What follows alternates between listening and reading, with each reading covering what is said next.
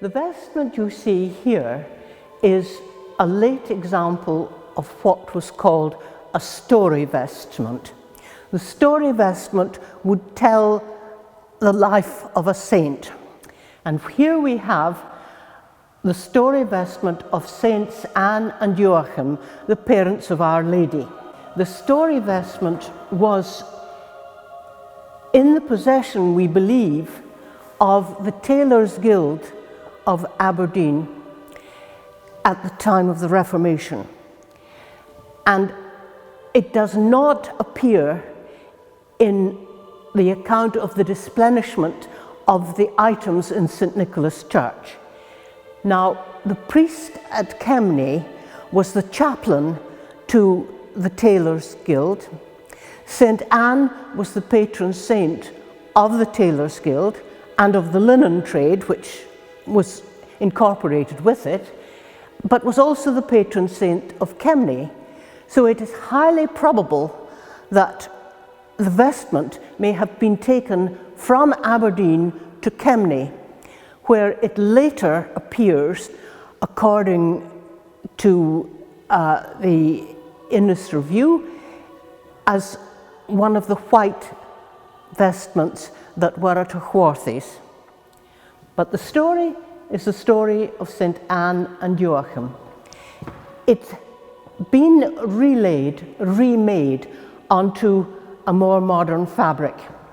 But each of the panels tells of an episode in the life of St Anne. Those on the front are much more worn and have been restored within the last 150, 180 years, judging by the dyes of the silk.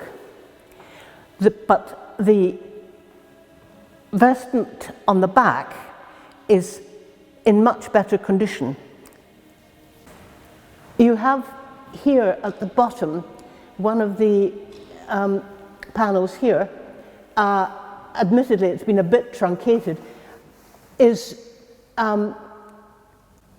St Anne and St Joachim at the golden, at having their sacrifice refused because St Anne was believed to be barren. And then later you have portraits of, we think this is possibly St Elizabeth and St Anne and Our Lady. But the best preserved piece of the vestment is actually on the chalice veil.